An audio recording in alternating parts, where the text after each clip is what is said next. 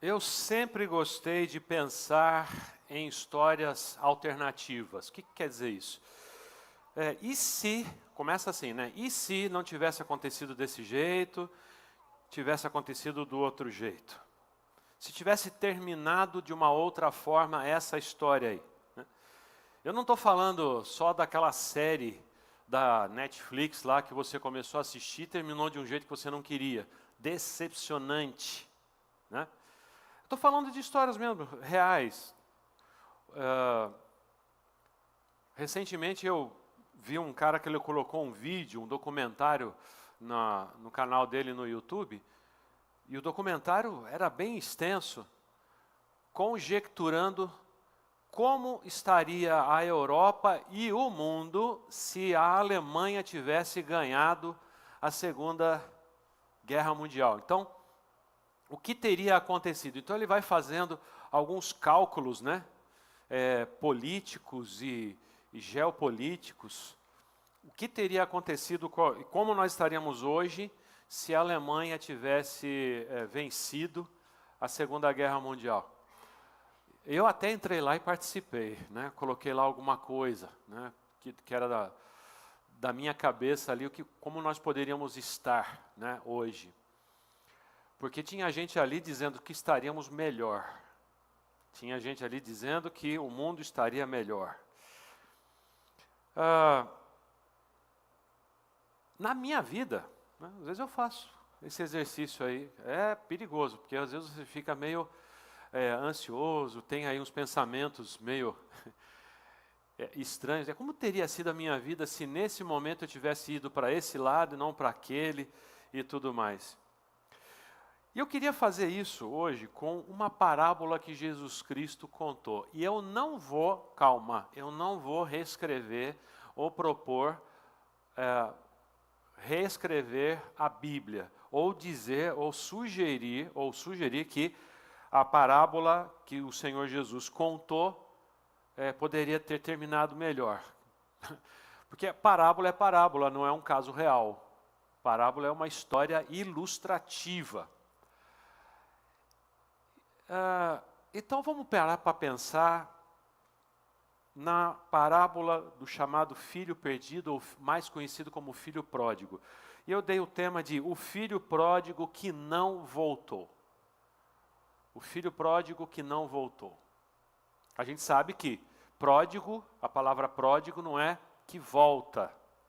Pródigo é esbanjador, é alguém que é liberal demais, alguma coisa pródiga, né? Quando você pede para Deus que Deus seja pródigo com bênçãos sobre você, que Deus esbanje bênçãos, né? Então, pródigo o filho pródigo é aquele que vai e depois volta arrependido. Não, pródigo é esbanjador.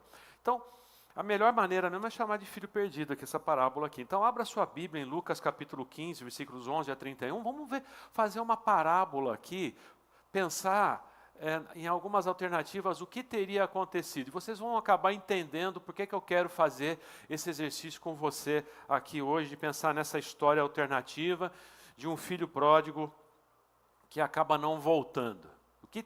O que seria dele? Então, o que seria de nós? Porque a gente precisa se identificar aqui nessa parábola. Jesus não contou essa parábola à toa, e nós tínhamos que nos ver nela, né? E as pessoas que estavam ouvindo Jesus contar essa parábola, essa história, os ouvintes de Jesus há 2000 anos atrás tinham que se ver nessa parábola, senão ela não teria utilidade nenhuma. Então, Lucas capítulo 15, a partir do versículo 11, diz assim: Jesus continuou, ou seja, ele já conta uma outra parábola, né? Um homem tinha 2 filhos. O filho mais jovem disse ao pai: quero a minha parte da herança. E o pai dividiu seus bens entre os filhos. Alguns dias depois, o filho mais jovem arrumou suas coisas e se mudou para uma terra distante, onde desperdiçou. Aí foi que ele foi pródigo. Ele esbanjou, desperdiçou tudo o que tinha por viver de forma desregrada. Quando o seu dinheiro acabou, uma grande fome se espalhou pela terra e ele começou a passar necessidade. Convenceu um fazendeiro da região a empregá-lo e esse homem o mandou a seus campos para cuidar dos porcos. Dá uma paradinha aqui, para um judeu, o porco era um animal imundo. Então, cuidar de porcos era um trabalho muito, mas muito humilhante para um judeu. Mas a humilhação ainda não parou aí, ainda vem mais. Embora quisesse saciar a fome com as vagens dadas aos porcos, ninguém lhe dava nada, ninguém lhe dava coisa alguma. Ou seja, se porco era uma coisa, era imundo, então comer a comida do porco era pior ainda. Então ele estava havia umas plantas que eram umas vagens ou bolotas, que o ser humano não comia aquilo ali. Aquilo ali era mesmo ração animal para porco. E ele começou a comer, né, começou a buscar esse alimento aí que era para os porcos. Ou seja, caiu mais ainda no fundo do poço. E ninguém dava nada para ele. Humilhado de novo. Versículo 17. Quando finalmente caiu em si, disse: até os empregados de meu pai têm comida de sobra e eu estou aqui morrendo de fome. Vou retornar à casa de meu pai e dizer: Pai, pequei contra o céu e contra o Senhor, e não sou mais digno de ser chamado seu filho. Por favor, trate-me como seu empregado. Então voltou para a casa de seu pai. Quando ele ainda estava longe, seu pai o viu. Cheio de compaixão, correu para o filho, o abraçou e o beijou. Esse é o momento de um amor extravagante do pai. Do pai ser pródigo em amor e misericórdia com o seu filho que agora volta. Porque não era isso que se esperaria dele. O que se esperaria dele talvez fosse indiferença, talvez fosse bronca, talvez fosse um belo de um sermão, punição, e fazer, no máximo, aquilo que ele estava pedindo. Receber o seu filho como um empregado. Mas ele vai em direção ao seu filho, ele vai em direção, não espera o filho chegar. Ele não fica olhando dizendo assim, vamos ver se ele chega aqui, vamos ver se ele consegue chegar. Ele vai em direção ao seu filho, se lança ali ao seu pescoço, beija, e vamos continuar aqui. Quando finalmente caiu em si, versículo 20. Então voltou para a casa de seu pai, quando ele ainda estava longe, seu pai o viu, cheio de compaixão, correu para o seu filho, abraçou, o beijou, e o filho disse: Pai, pequei contra o céu e contra o Senhor, e não sou mais digno de ser chamado seu filho. Ou seja, já estava ali falando aquilo que ele tinha ensaiado de falar para o pai. O pai, no entanto, disse aos seus servos: depressa, tragam a melhor roupa da casa e vistam nele. Coloquem-lhe o anel no dedo e sandálias nos pés. O anel era um anel da família. Era assim que uma pessoa de uma família nobre era identificada. Coloquem um anel no dedo e sandálias nos pés. Matem um novilho gordo. Faremos um banquete e celebraremos. Pois este meu filho estava morto e voltou à vida, estava perdido e foi achado. E começaram a festejar. Enquanto isso, o filho mais velho, aquele que ficou em casa, não saiu, não pediu a parte da herança antecipadamente, continuou ali trabalhando com seu pai. Enquanto isso, o filho mais velho trabalhava no campo. Na volta para casa, ouviu a música e dança e perguntou a um dos servos o que estava acontecendo. O servo respondeu: seu irmão voltou. O seu pai matou o novilho gordo, pois ele voltou são e salvo. O que é o novilho gordo ou cevado? Todos os animais eram muito bem tratados, mas tinha um que era cuidado, era engordado, recebia mais alimento para ficar mais gordinho para ocasiões especiais. E esse daí foi o novilho que foi feito o churrasco. Bom, talvez aquele irmão mais velho, me parece que sim, estava pensando que isso seria usado talvez no aniversário dele, ou alguma coisa parecida. Mas não, esse novilho gordo foi sacrificado para o churrasco de receber aquele irmão mal agradecido, que queimou todas as suas posses e agora vem, como a gente chama, né, com o rabinho entre as pernas e querendo voltar para casa.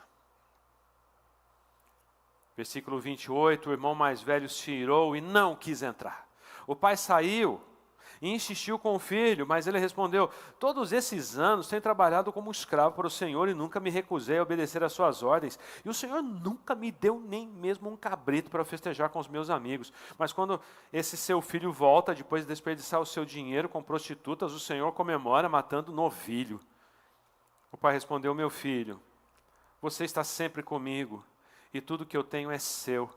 Mas tínhamos de comemorar este dia feliz, pois seu irmão estava morto e voltou à vida, estava perdido e foi achado. O que aquelas pessoas que ouviram Jesus contar essa parábola pensaram naquele momento, quando Jesus contou essa história? Bom, primeiro a gente tem que fazer uma contextualização e tentar entender aqui quem é quem nessa parábola.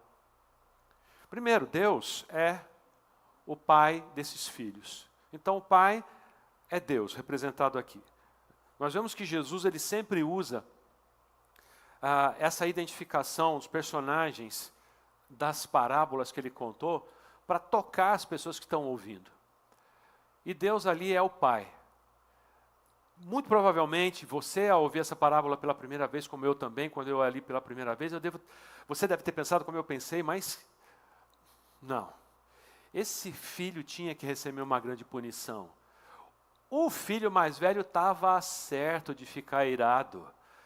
Filho mais novo, mimadinho, faz as besteiras e o pai passa a mão. Quem aqui é filho mais novo já pensou isso do filho mais velho aí? Quem já? Não, nem precisa ser o mais novo, né? Ou o mais velho para pensar. Porque tem um mais novo que pensa do mais velho. Só porque ele é mais velho ele pode tudo, não é? Bom mesmo é ser filho único, né? Bom, Deus é o pai. Quem é o filho mais velho? O filho mais velho é aquele que ficou em casa e tal, que não entendeu a misericórdia e a graça do pai, é o Israel religioso. Era grande parte daqueles que estavam ouvindo Jesus falar. Eram os fariseus, os saduceus, os mestres da lei, os sacerdotes, os judeus cumpridores da lei, aqueles que iam na sinagoga, que iam no templo, que obedeciam todas as luas novas, os sábados, deixavam de comer as comidas consideradas impuras, inclusive os porcos, né? Esses que se achavam grandes filhos de Abraão e que Jesus de vez em quando falava para eles assim: vocês estão muito equivocados. Achando que a sua religiosidade vai resolver todo o seu problema e só por vocês se considerarem filhos de Abraão, vocês estão salvos. Jesus um dia disse assim, viu? Grande coisa ser filho de Abraão. Deus pode fazer pedras virarem filhos de Abraão. Tem que acontecer outra coisa na cabeça de vocês.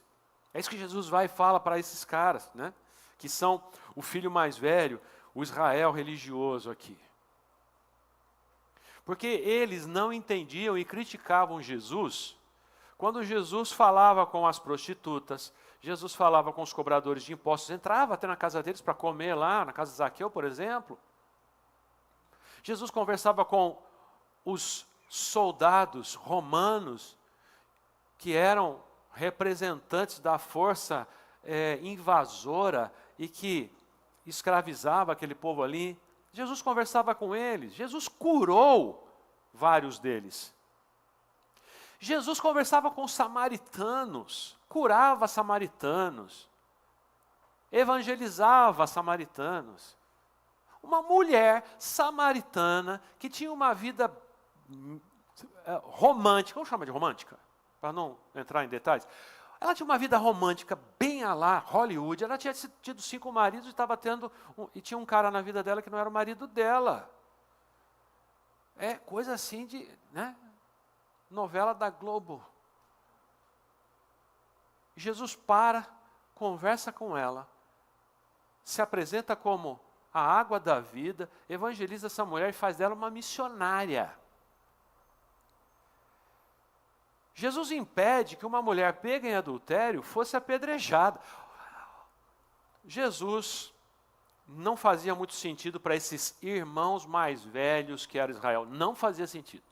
Não. Se o Messias veio, se esse Jesus está dizendo que é o Messias, e estão dizendo que ele é o Messias, Não é para esse povo aí, é para o pessoal que está lá no templo. Era isso que eles tinham na cabeça. Então, está aí, o filho mais velho é o Israel religioso, os saduceus, os fariseus, etc. E o filho pródigo é esse povo todo. Cobradores de impostos, prostitutas, adúlteros, pecadores. Os não-judeus ali, de origem grega, romana, e também cananeus. Os cananeus. Lembra que Jesus também mostrou o seu favor curando filha da mulher cananeia? Olha, não tem como não ver e identificar quem é quem nessa parábola aqui. Só que tem um problema. A gente está no dia de hoje, 2025. Quem é quem nessa parábola? Deus continua sendo o Pai, mas olha, muitos de nós, eu já pensei assim também, olha como na igreja tem gente que, como filho pródigo, sai da igreja e some, desaparece, né? Volta, filho pródigo. Aí se o filho pródigo volta arrependido, diz assim, eu saí da igreja. Ó, não estamos nem falando de abandonar a fé. Estamos falando da igreja, como se a igreja realmente fosse salvadora. A igreja não salva. Quem salva, eu não sei se vocês já ouviram falar, quem salva é Jesus. Igreja não salva. Aí quando alguém volta, pecador arrependido, arrependeu, está arrependido. Então vai lá, fala para mim que você está arrependido. Pisei na bola. Que nem o filho pródigo, que nem queriam ouvir. O pai do filho pródigo não quis nem ouvir ele terminar de falar aquela história. Trate-me como um dos seus empregados. Não, ele interrompe ali, fala, já não sou mais digno, você chama seu filho, peraí. Viu, traz roupa, sapato, anel, perfume, está cheirando a porco. Mata aquele novilho, começa a preparar, vai ter festa hoje aqui. Ele não deixa o cara terminar de falar. Então, nós deveríamos ser assim, claro, com aqueles que dão uma volta pelo mundo e voltam. Mas e aqueles que não voltam, né? Não, isso aí não tem perdão não. Se saiu da igreja e se perdeu, problema. Que Deus pese a mão poderosa sobre ele. Não é assim? Quantas e quantas vezes nesse meu tempo de pastorado, muitas vezes as pessoas... Você sabe que as pessoas acham que o pastor tem um telefone vermelho. Antigamente, né, tinha um telefone vermelho, depois eu falava, eu não tenho uma linha de fax que Deus manda a lista atualizada de quem foi para o céu para mim. Nem existe mais fax. Eu não estou no grupo do WhatsApp de Deus que Ele me manda, olha, fulano foi salvo, outro não. Não, eu não tenho isso. Mas às vezes as pessoas perguntavam para mim, então pastor, sabe fulano? Nossa, ele viveu 20 anos na igreja, terminou a vida dele na sarjeta. O pessoal gosta de falar assim, né? Terminou na sarjeta. Ele foi para o céu. Como é que eu vou saber? Não, mas você tem que dizer que não, pastor. Sabe por quê? Porque ele não voltou. Se ele morreu na sarjeta, ele não voltou. Então, está perdido. Você tem que dizer isso, pastor. Não, eu não vou dizer isso. Sabe por quê? Porque eu não sei. Eu não sei. E agora, eu quero entrar nessa história alternativa do filho pródigo que não voltou. E eu vou falar para vocês por que eu posso dizer que eu não sei e eu torço para que, mesmo morrendo ali na sarjeta, ele tenha sido salvo. Sabe por quê? Vamos lá? Primeiro, vamos falar do filho que não se arrependeu e ficou perdido, não voltou. Então é o filho que não se arrependeu e não voltou. Então vamos imaginar essa história, Jesus contando, e essa história termina diferente, um final alternativo. E Jesus conta essa parábola assim, e esse filho foi, ele não se arrependeu e nunca mais voltou. Todo mundo ali ouviu dizer assim, é isso que acontece. Todo mundo paga pelas decisões que tomou. É isso aí. Esse povo todo aí que abandona a Deus, que vira a casaca, vai para o lado dos romanos, começa a cobrar impostos para eles, e não obedecem à lei mosaica. Está todo mundo perdido. Esses caras aí, ó. Inclusive, se a gente puder humilhar, cada vez que encontrar, vamos humilhá-los o máximo possível. Eles iam terminar entendendo que Jesus está dizendo isso daí, né? Mas deixa eu perguntar uma coisa. Mesmo que aquele filho tenha, digamos, né, vamos pensar nesse final alternativo. O filho foi, não se arrependeu, não voltou. Ele não teve aquele momento assim, os funcionários lá do meu pai, os empregados têm vida melhor do que a minha, eu vou voltar a me humilhar para ele, pedir para que eu seja apenas um funcionário dele, para não me tratar mais como um filho, e já vai estar de bom tamanho. Não, ele não teve isso daí. A terra que ele foi não passou fome, choveu direitinho, colheu. Olha, ele até continuou a vida dele numa boa. Não se arrependeu e não voltou. Deixa eu perguntar uma coisa aqui para vocês. Baseado no que a gente viu aqui, nessa parábola, e do que a gente conhece de Deus, o pai teria esquecido o filho? Não. O pai teria deixado de amar aquele filho ingrato? Não, ele em nenhum momento deixou de amar. Tanto é que quando ele viu o filho vindo pelo caminho, ele saiu correndo na direção dele, ele não deixou de amar. A gente nem sabe quanto tempo ele ficou sem ver aquele filho. Ele não deixou de amar. Então, numa hipótese, nessa parábola, o filho não se arrependeu e não voltou, o amor do pai não mudou. Mas ele ficou perdido. Uma coisa a gente tem que lembrar. O amor de Deus por todo mundo é por todo mundo. Deus amou o mundo de tal maneira que deu seu Filho unigênito, seu Filho único. Deus amou o mundo. Deus não amou apenas os salvos. Deus não amou apenas os escolhidos. Deus amou o mundo. Então, esse pai, esse filho, nessa primeira história alternativa, ele não se arrepende, não volta. O pai continuou amando esse filho, mas ele ficou perdido. Então, Deus amou o mundo. Presta atenção no que eu vou dizer aqui. Deus amou o mundo e ama o mundo, mas nem todo mundo vai para a casa do pai. Nem todo mundo vai ser salvo.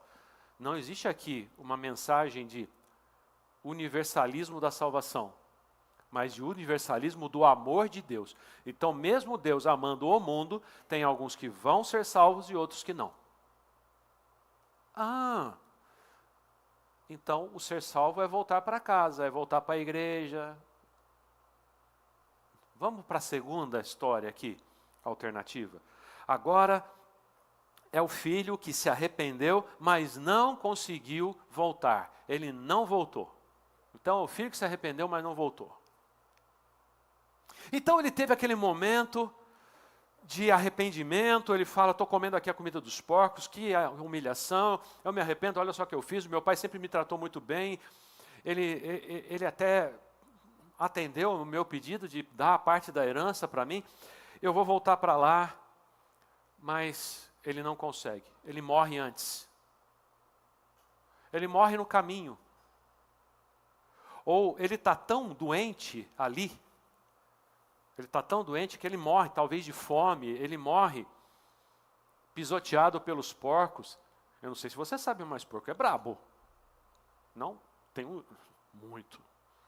Ele morre ali. Ou seja, ele se arrependeu, mas ele não tem a oportunidade de voltar. Pergunta. Você já respondeu isso na primeira vez. O amor do pai teria diminuído por ele? Não.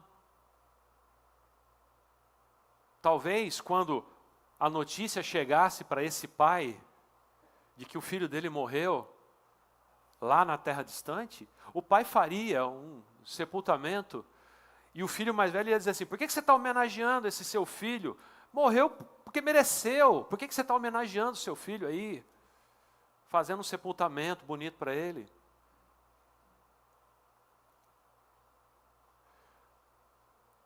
Ele se arrependeu, mas não voltou para casa. mas o seu desejo, vamos dizer que em espírito, a sua alma voltou para casa? Ele só não conseguiu. 1 João 4,19 diz o seguinte: nós amamos ao Senhor porque Ele nos amou primeiro. O amor de Deus por nós não depende do amor que temos por Ele. Mesmo que você não ame a Deus, Deus continua amando você.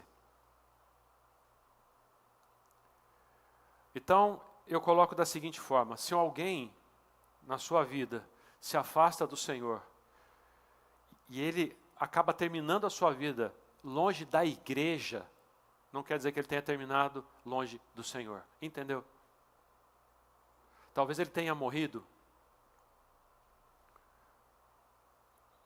por uma enfermidade, por uma fatalidade, ou sem forças para voltar para a igreja.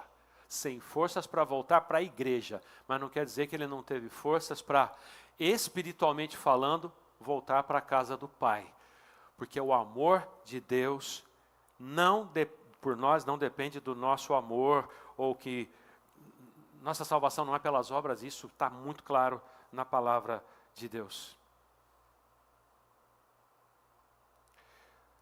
Então, a terceira coisa, então, a gente já falou aqui, o coração do Pai em qualquer uma das alternativas.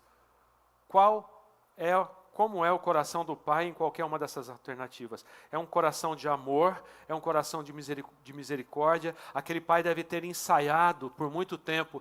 A hora que eu enxergar o meu filho, eu reconhecer o seu modo de andar, não importa como ele esteja, barbado, descabelado e sujo, eu o reconhecerei. Eu vou correr na sua direção para abraçá-lo e para beijá-lo. O pai não tinha mudado o seu coração. Romanos 5,8 diz: mas Deus prova seu grande amor ao enviar Cristo para morrer por nós, quando ainda éramos pecadores. Sabe que às vezes a gente imagina, erroneamente, que Cristo morreu por nós porque nós somos bons. Então Cristo morreu por nós porque nós merecíamos que Ele morresse por nós, né? Valia a pena morrer por nós. Não valia a pena não. A morte do Senhor Jesus Cristo nós não valíamos a pena de que Cristo morresse por nós, mas Deus não se importa com isso, por isso que Ele é misericordioso e gracioso. Ele morreu por quem não vale a pena, entendeu? Nós somos pecadores, desviados de Deus, rebeldes, mas Ele mostrou o seu amor, diz aqui o texto, não sou eu que estou dizendo, está dizendo que Cristo morreu por nós quando ainda éramos pecadores. Continuamos a ser pecadores, agora é diferente. Agora nós somos pecadores, lavados, banhados no sangue do Senhor Jesus, com um anel no dedo, significa que nós somos da família de Deus, com sandálias nos pés, e tem uma festa sendo feita, porque nós fazemos parte da família do Senhor. Então, em quarto lugar, é muito bom a gente falar sobre o que essa parábola não ensina. O que essa parábola não ensina? Ela não ensina que nós